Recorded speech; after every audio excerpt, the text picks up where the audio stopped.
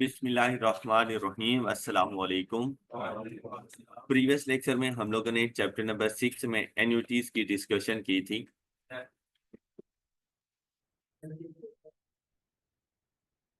एन्युटीज की हमारे पास दो टाइप्स थी, ordinary annuity and annuity due. उससे रेलिवेंट हम लोगों ने दोनों को डिस्टिंग्विश किया कि अगर हमारे पास rentals at the end of the period है तो ऑर्डिनरी एन्युटी, और अगर rentals at the start of the period है तो हम उसे कहते हैं एन्युटी ड्यू। उससे रेलिवेंट हम लोगों ने प्रेजेंट वैल्यू, फ्यूचर वैल्यू, उनके रिलेशनशिप्स और साथ में इंटरेस्ट की अमाउंट को हम लोगों ने कैसे कैलकुलेट करना है तो हम लोगों ने तमाम डिस्कशन कर ली थी। आई होप कि सब बच्चों को क्लियर होगा। आज हम लोग डिस्कस करने जा रहे हैं, न्यू कॉन्सेप्ट है हमारे पास, इसी से ही मिलता जुलता, परपेचुटी।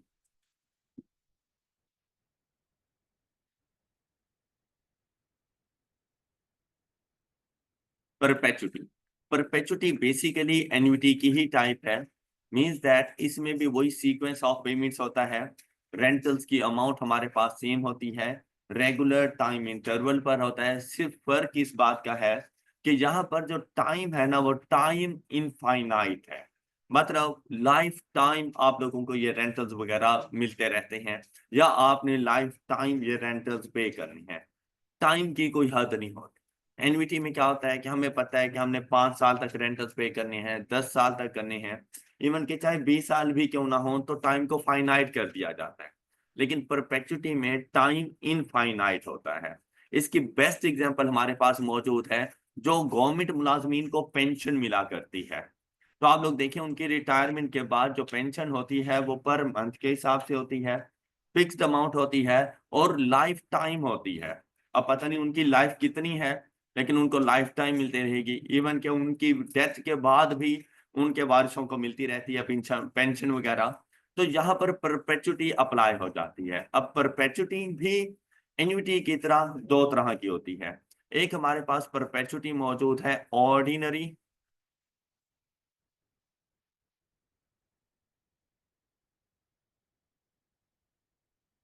और दूसरी हमारे पास मौजूद है परपेचुटी ड्यू। बिल्कुल एन्युटी की तरह ही।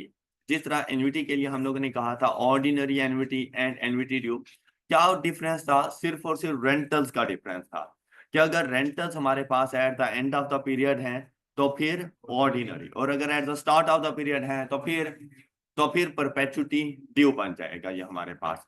लेकिन टाइम इनफाइनाइट होगा यहाँ। अब जब टाइम इनफाइनाइट है तो हम लोग इसकी फ्यूचर वैल्यू को डिटरमिन नहीं कर सकते।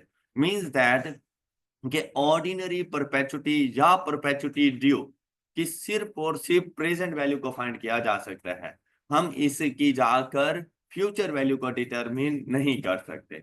अब हमने देखना है कि हमने इसकी प्रेजेंट वैल्यू को किस तरह से फाइंड करना है। बेसिकली ये बिल्कुल प्रेजेंट वैल्यू वाले फार्मूलाज ही इस पर अप्लाई हो जाएंगे।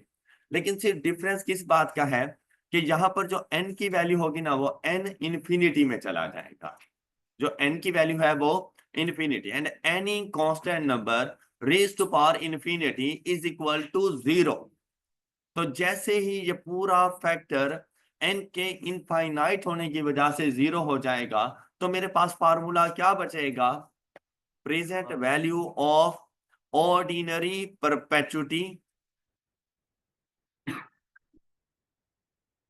Is equal to rentals divided by r over N.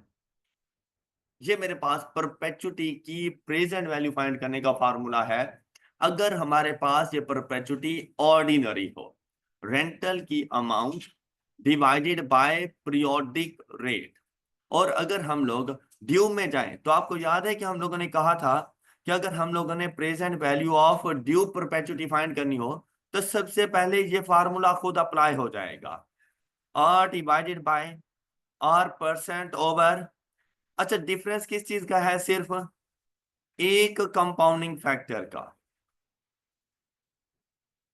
ऐसा नहीं है। अब अगर मैं इसको सॉल्व करना चाहूं तो मेरे पास वैल्यू क्या बनेगी? जैसे ये 1 से मल्टीप्लाई करेगा, r over r percent divided by m plus r. क्या ख्याल है?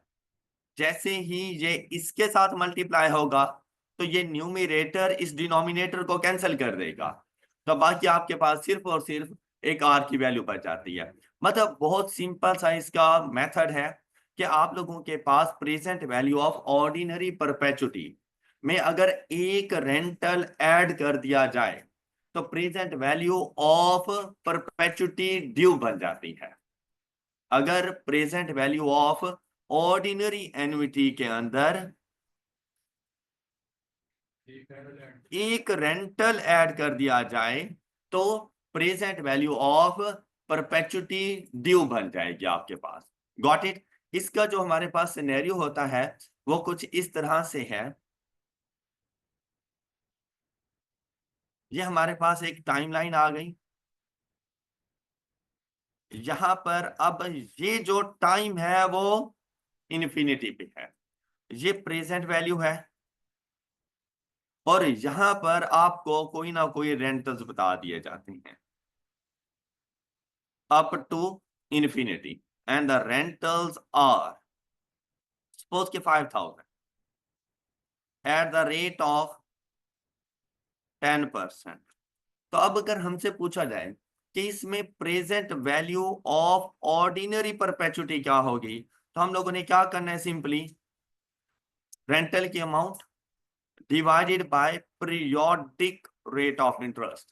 तो आप देखिए अब इसकी वैल्यू हमारे पास क्या बन जाएगी, ये वैल्यू हमारे पास क्या बन जाएगी, 50,000। इसी तरह से अगर हमने फाइंड करनी हो present value of perpetuity due is equal to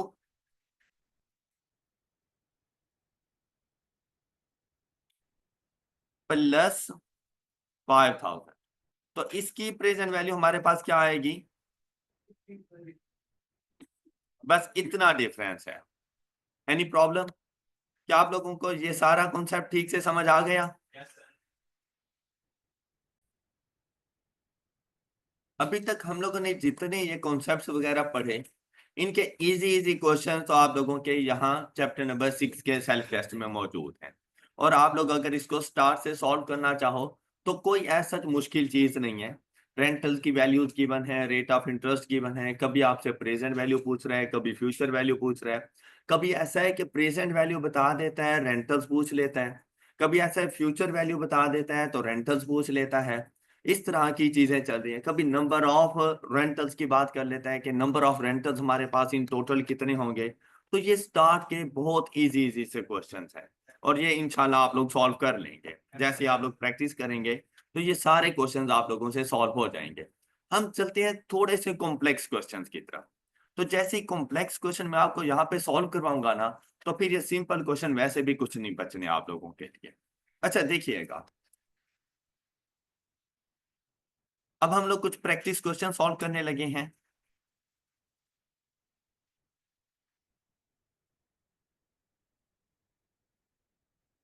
मतलब आप लोगों के पास ना ये वाला कॉन्सेप्ट खत्म हो चुका है, फॉर्मूलाज वगैरह एंड हो गए हैं, अब जस्ट उनकी प्रैक्टिस है हमारे पास।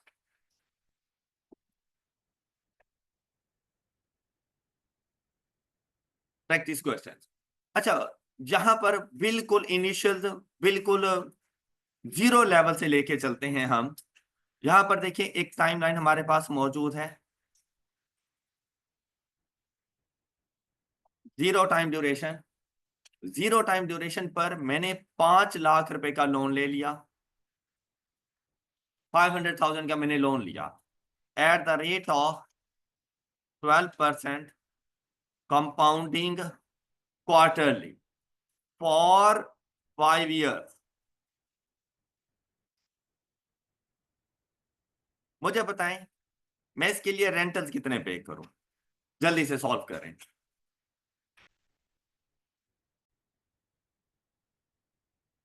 तो जैसे ही अब मैंने आप लोगों से ये वाली बात की और मैंने रेट ऑफ इंटरेस्ट की कंपाउंडिंग क्वार्टरली रख ली, लेकिन रेंटल्स के साथ मैंने आपको नहीं बताया कि रेंटल्स कौन से हैं, तो फिर अंडरस्टूड हो जाता है कि रेंटल्स पर क्वार्टर है।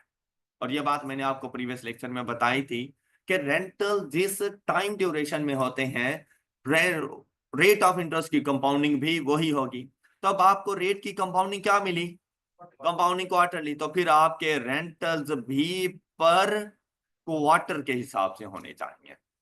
अब यहाँ पर मैंने आपको प्रेजेंट वैल्यू बता दी, और जैसे ही मैंने लोन की बात की थी तो ये अंडरस्टूड है कि लोन के लिए कभी भी एन्युटी ड्यू नहीं अप्लाई होती, उसके लिए हमेशा ऑर्डिनरी एन्युटी अप्लाई होती है। तो मतलब ये बात क्वेश्चन में बताने की जरूरत नहीं थी।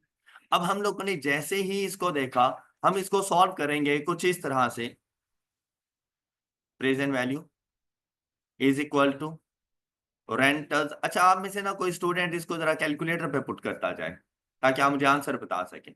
अब प्रेजेंट वैल्यू है तो 1 - 1 प्लस, अच्छा कैलकुलेटर के लिए ना थोड़ी सी आसानी पैदा करनी है, खास तौर पे जब आप लोग एनयूटीज के क्वेश्चन सॉल्व कर रहे हो, अदरवाइज आपका कैलकुलेटर बहुत कंफ्यूज हो जाएगा। दूसरी बात, लिमिट क्रॉस कर जाता है, तो आप लोग जो वर्किंग खुद से कर सकते हो ना तो वो करके देते जाओ उसको। जैसा कि 12% divided by 4 is equal to, तो यहाँ पे 3% लिख लें। इसी तरह से 5 मल्टीप्लाइड बाय 4, 5 साल में टोटल कितने को रेंटल्स होंगे? 20, तो डायरेक्ट यहाँ पे 20 लिख। Alright, divided by 3%। अब जी जरा कैलकुलेटर के लिए आसानी पैदा हो जाती है, कैलकुलेट करना उसके लिए बड़ा आसान हो जाता है। तो यहां से आपको रेंटल्स की वैल्यू मिलेगी जी 33,607।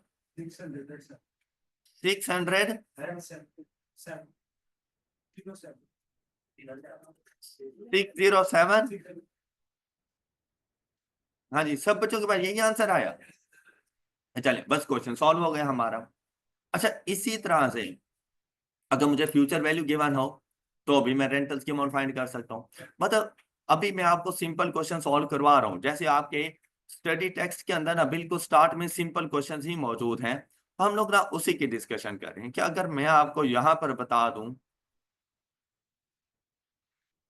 कि भाई ये फ्यूचर वैल्यू है eight the end of 5 years and the future value is 500,000,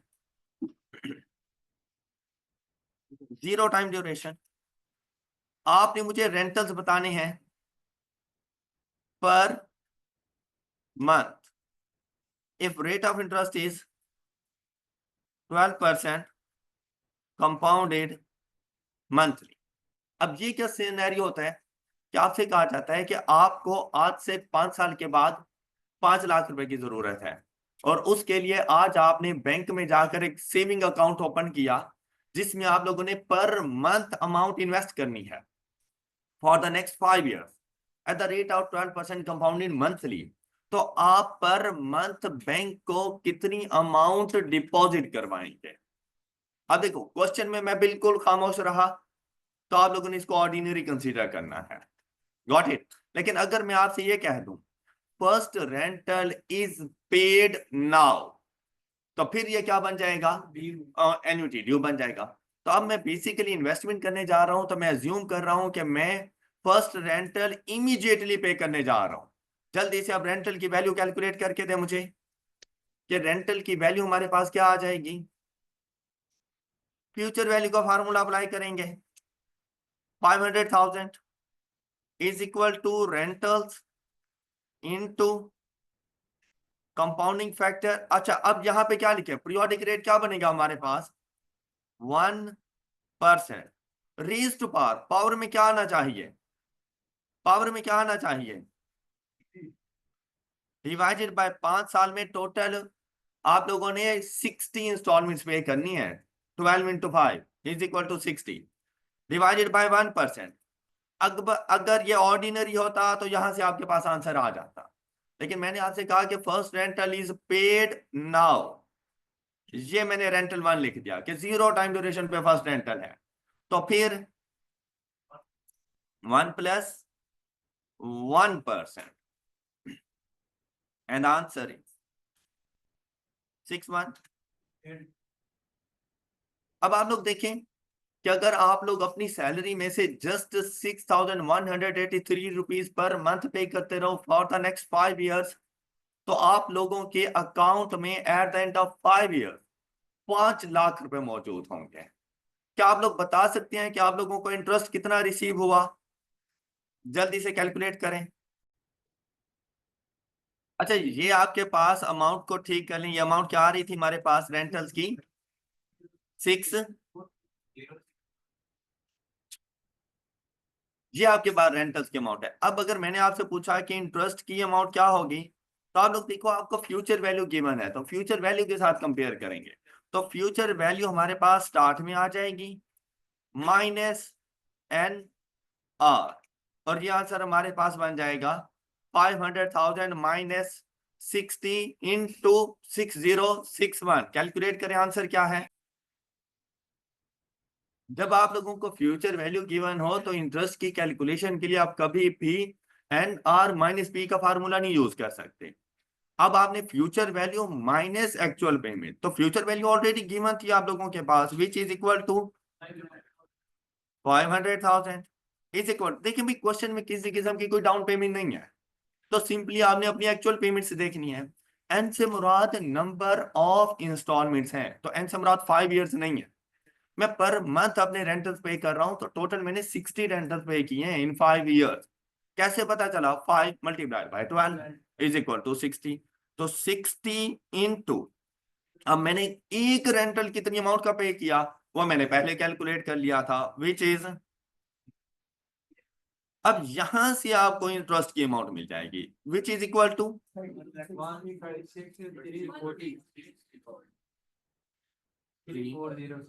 ये है इंटरेस्ट की अमाउंट। अच्छा, क्या आप बता सकते हैं कि फर्स्ट सिचुएशन में मेरे पास इंटरेस्ट की अमाउंट क्या बनेगी? फर्स्ट सिचुएशन में मेरे पास इंटरेस्ट की अमाउंट क्या बनेगी? फार्मूला क्या यूज करेंगे? NR-P। शाबाश। एन से मुराद, एन से मुराद क्या, कितनी? अब 20 थी, देखिए 5 इंटू 4, अब क्वार्टरली बेसिस पे थी, तो 5 साल में टोटल 20 इंस्टॉलमेंट्स ऑफ रुपीज। अब ये आपने फाइंड कर लिया, 33,607। हाँ जी, minus 500,000 and the value is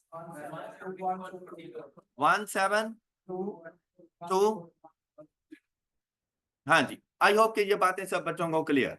अच्छा, यहाँ पे गौर करें, तो मैंने आपको प्रेजेंट वैल्यू बताई और रेंटल्स फाइंड करवा लिए। मैंने आपको फ्यूचर वैल्यू बताई, रेंटल्स फाइंड करवा लिए। अब ऐसा हो सकता है कि मैं आपको रेंटल्स बताऊं और present and future value find करवा लूं, और ये काम हम प्रीवियस लेक्चर में कर चुके हैं। ये रेंटल्स गिवन थे, ऑर्डिनरी में भी प्रेजेंट वैल्यू हमने फाइंड कर ली और फ्यूचर वैल्यू भी, ड्यू में भी present value and future value हम लोगों ने फाइंड कर ली। अब इसकी मजीद प्रैक्टिस की जरूरत नहीं है। अब हम लोग चलेंगे थोड़ा सा नेक्स्ट इन क्वेश्चंस की तरफ। कुछ सिचुएशन ऐसी हो सकती है आप लोगों के पास,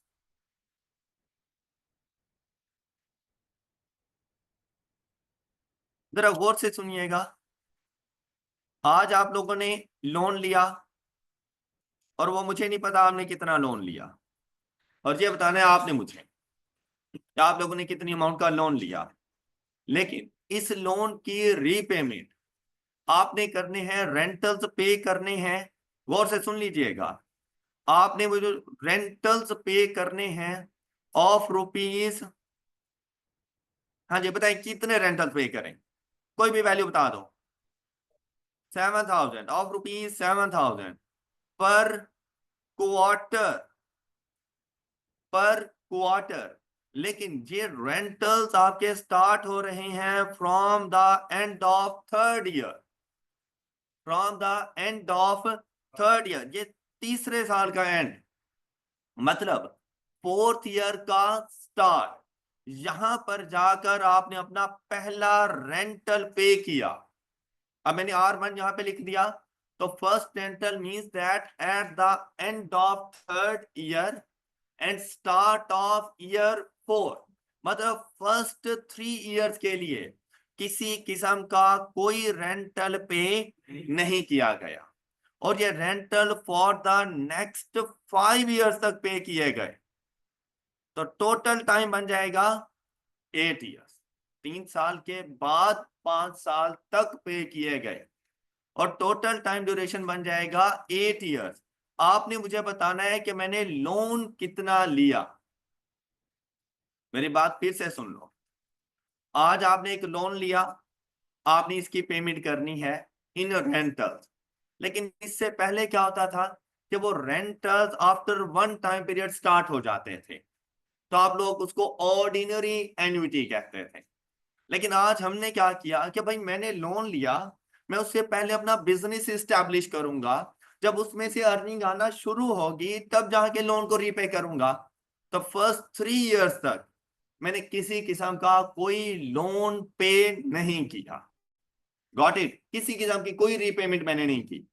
और उसके बाद थर्ड ईयर के एंड पर, मतलब स्टार्ट ऑफ ईयर 4, मैंने क्वार्टरली बेसिस पर जाकर रेंटल्स की पेमेंट की for the next 5 years.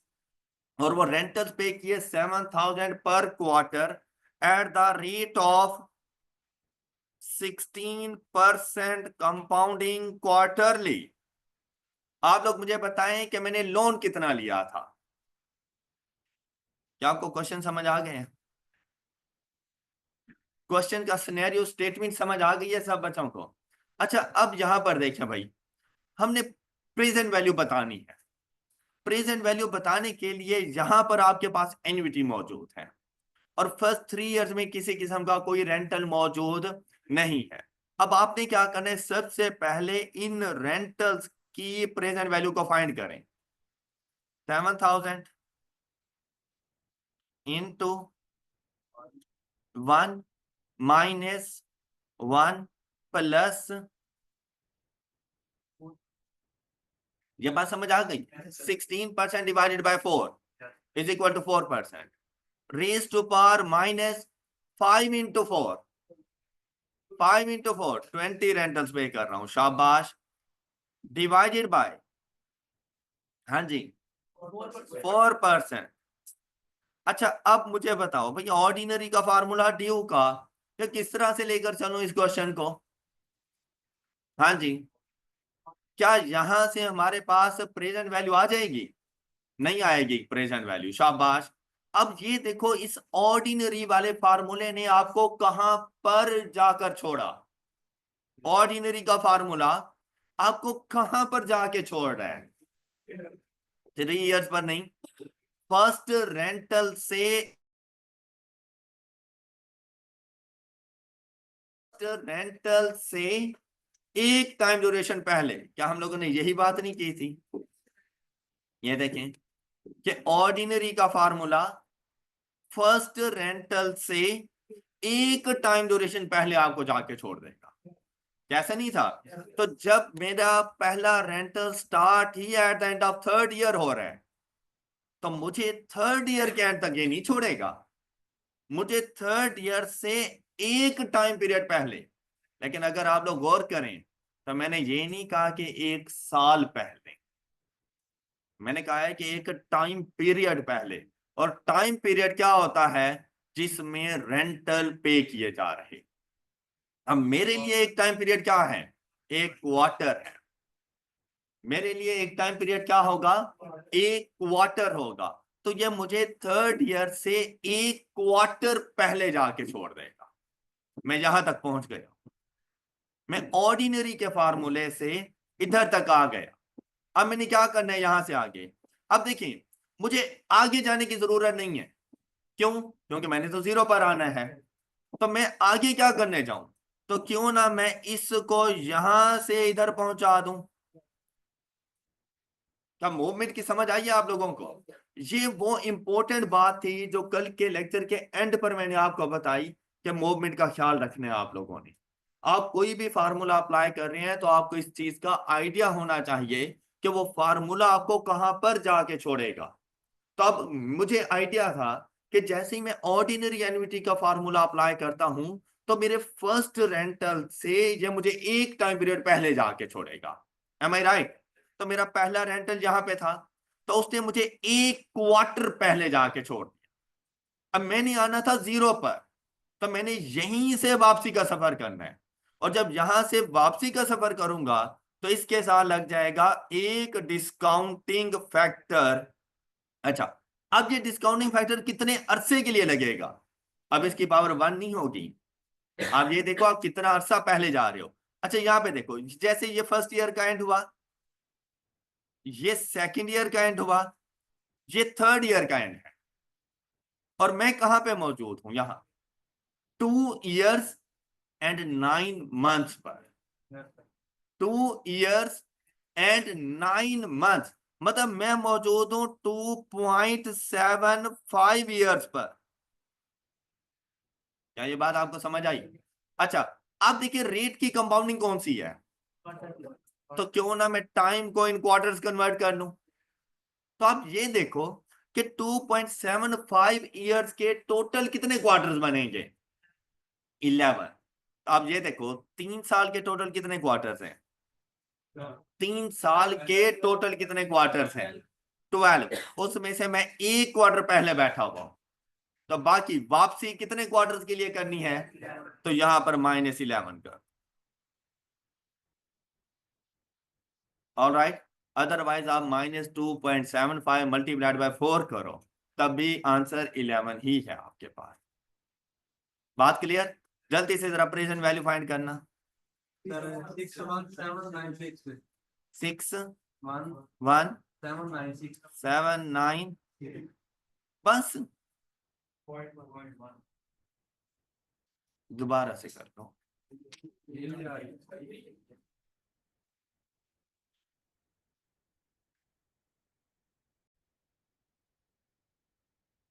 I hope कि आपको कॉन्सेप्ट समझ आ गया होगा।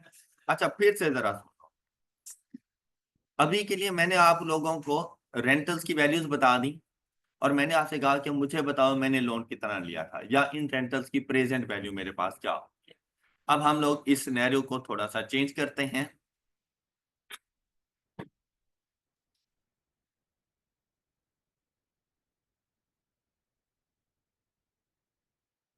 मेरे अकाउंट में 8 लाख रुपए मौजूद हैं आज। ओके, हाँ, काफी है इतने। अच्छा, इसके बाद 4 साल तक किसी किस्म की कोई ट्रांजैक्शन नहीं। 4 साल तक कोई ट्रांजैक्शन नहीं हुई, ये 8 लाख 4 साल तक मेरे अकाउंट में मौजूद रहा। 4 साल के बाद, अब मैं ये नहीं कह रहा कि eight the end of fourth year, मैं कह रहा हूं 4 साल के बाद, मतलब जैसे ही 5वां साल स्टार्ट हो जाता है, मैं मंथली बेसिस पर, ये देखो R1 जो मैंने लिखा है ना, वो 4 साल के ऊपर नहीं लिखा, वो मैंने कहा है 4 साल के बाद, मतलब 5वें साल में जो पहला मंथ एंड होगा, मैं कितना rental withdraw, 6 years at the rate of 12% compounding month. 8 lakh रुपए मेरे अकाउंट में मौजूद है। पहले 4 साल मैंने किसी किस्म का कोई विदड्रॉ नहीं किया, और ना ही मैंने किसी किस्म की कोई अमाउंट डिपॉजिट करवाई है। 4 साल के बाद मैं रिटायर हो गया, तब मैंने जाकर अपनी सेविंग्स को यूटिलाइज करना है।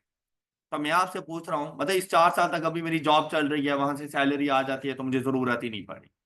उसके बाद मैं रिटायर हुआ, तो मंथली घर का खर्च चलाने के लिए मुझे कुछ ना कुछ अमाउंट की जरूरत है। तो बताओ कि अगर मैं इस अमाउंट को अगले 6 साल तक यूटिलाइज करना चाहूं, तो मैं मंथली बेसिस पर कितनी अमाउंट विदड्रॉ कर? शाबाश, जल्दी से जरा कैलकुलेट करें।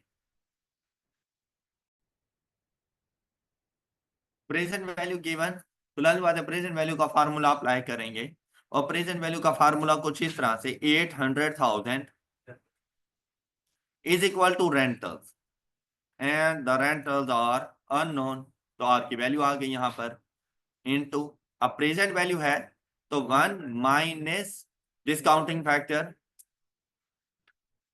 Rest bar for 6 years compounding monthly, तो -72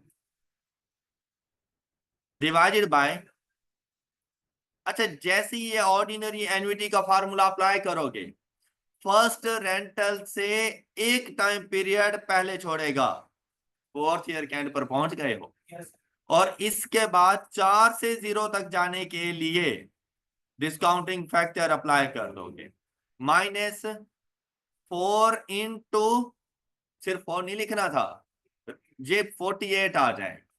okay, and the answer is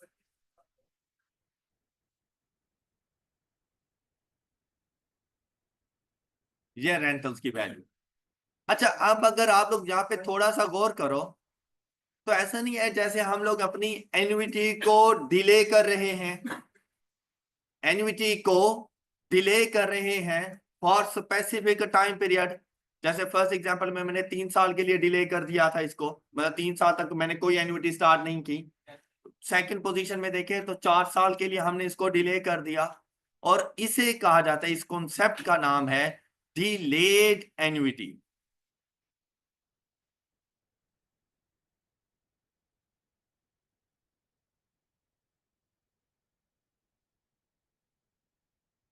या इसको हम लोग डेफर्ड एन्युटी भी कहते हैं,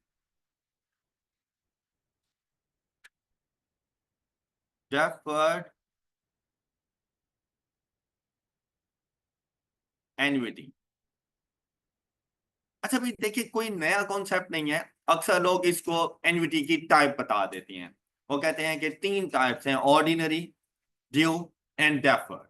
तो डेफर्ड बेसिकली कुछ नहीं है। डेफर्ड एन्युटी में क्या होता है कि एक तो आप ऑर्डिनरी एन्युटी का फार्मूला अप्लाई कर देते हो, ऑर्डिनरी एन्युटी का फार्मूला, और जितने अरसे के लिए इसको डिले किया गया है उतने अरसे के लिए कंपाउंड इंटरेस्ट का डिस्काउंटिंग फैक्टर अप्लाई हो जाता है।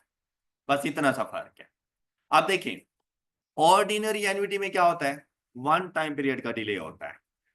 ऑर्डिनरी एन्युटी में 1 टाइम पीरियड का डिले होता है, यही वजह है कि मैं उसकी पावर 1 ही रखता हूं। लेकिन अगर आप लोग देखें, ड्यू एन्युटी में कोई डिले नहीं होता, इमीडिएटली स्टार्ट हो जाती है। और डिलेड एन्युटी, एक टाइम पीरियड से अगर ज्यादा के लिए डिले हो जाए तो उसे कहा जाता है डिलेड एन्युटी, डेफर्ड एन्युटी। अब उसके लिए क्या है, ऑर्डिनरी एन्युटी का फार्मूला अप्लाई करो, और जितने अरसे के लिए डिले हो रही है उतने अरसे के लिए डिस्काउंटिंग फैक्टर उसके साथ अप्लाई हो जाएगा। Any problem? All clear? चलें, गुड। नेक्स्ट कॉन्सेप्ट, आप लोगों ने अक्सर देखा होगा कि जो पर्सन जॉब कर रहा होता है ना, तो फ्रॉम द बिगिनिंग वो अपने अकाउंट में कोई ना कोई पैसे डिपॉजिट करवाता है। जैसा कि ये 0 टाइम पीरियड, एक पर्सन है, वो अपने अकाउंट में हर साल 5,000 रुपए, हाँ जी, पर क्वार्टर कर लें इसको, चलें पर मंथ करते हैं, हर साल पर मंथ 5,000 रुपए डिपॉजिट करता है अपने सेविंग अकाउंट में, और 10 साल तक उसने यही काम किया।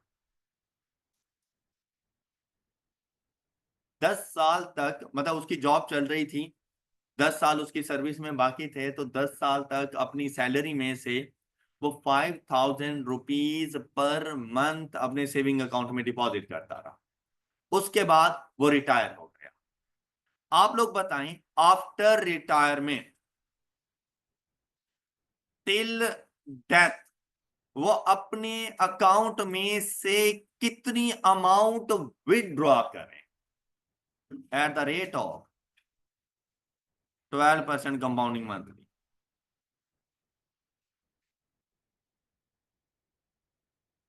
क्वेश्चन समझ आया आप लोगों को? देखें, पेंशन का कॉन्सेप्ट भी बिल्कुल यही है कि ये जो आप लोगों को नजर आ रही होती है ना कि एक गवर्नमेंट सर्वेंट रिटायर हुआ तो उसको एक लम सम अमाउंट मिल गई, साथ में उसको पेंशन मिल रही है, तो बेसिकली उसकी जो 25 साल की सर्विस होती है ना, उस 25 साल की सर्विस में मंथली बेसिस पे वो कोई ना कोई अमाउंट अपने सेविंग अकाउंट में रखता है, वही अमाउंट उसको वापस मिल रही होती है। तो उसके लिए किस तरह से वर्किंग हो रही होती है, वो बिल्कुल ऐसी वर्किंग है कि हम लोगों ने कह दिया कि 10 साल तक आप 5,000 रुपए अपने अकाउंट, सेविंग अकाउंट में रख रहे हो, 10 साल के बाद आप रिटायर हो गए, बताएं उसके बाद पर मंथ आप कितने विदड्रॉ करते रहो, और लाइफ टाइम विदड्रॉ करते रहो। क्वेश्चन की समझ आ गई सब बच्चों को? अच्छा अब देखें, मैंने ये वाले रेंटल्स बताने हैं। इन रेंटल्स को बताने के लिए जरा इसका सीक्वेंस चेक कीजिएगा। या तो आपके पास यहां की वैल्यू होनी चाहिए जहां से ये शुरू हो गए, या फिर फ्यूचर वैल्यू होनी चाहिए। देखो भाई, फ्यूचर वैल्यू तो मैं फाइंड कर नहीं सकता। एक तो ये कि परपेचुटी है, दूसरी बात ये है कि फ्यूचर वैल्यू आगे कोई चीज है ही नहीं फाइंड करने के लिए, तो मैं इसकी फ्यूचर वैल्यू तो फाइंड कर नहीं सकता। लेकिन मैं इसकी ये वाली वैल्यू फाइंड कर सकता हूं। तो इन रेंटल्स की फ्यूचर वैल्यू इन रेंटल्स के लिए प्रेजेंट वैल्यू बन जाएगी। तो सबसे पहले जो रेंटल्स आपको गिवन है उनकी मदद से आप इनको फ्यूचर पर लेके जाओ। आप ये देखो कि आफ्टर 10 ईयर्स आपके अकाउंट में कितने पैसे मौजूद होंगे। तो हम लोग देखेंगे future value of ₹5,000, 1 + 1% raised to power 120 minus 1 divided by 1%। हाँ जी, एंड द वैल्यू इज 50,000 190। इतनी अमाउंट है 1150193। तो eight the end of 10th year आपके अकाउंट में ये पैसे मौजूद होंगे, और ये पैसे आप लोगों की अगले रेंटल्स के लिए प्रेजेंट वैल्यू बने। रेंटल्स फाइंड करनी है टिल इन्फिनिटी, तो फिर डिवाइडेड बाय हाँ जी, तो रेंटल्स की अमाउंट आपके पास आ जाएगी 11,502 कर लें इसको राउंडिंग ऑफ करके। देखो बात सुनो जरा, आप लोग अब देखो बेनिफिट चेक करो।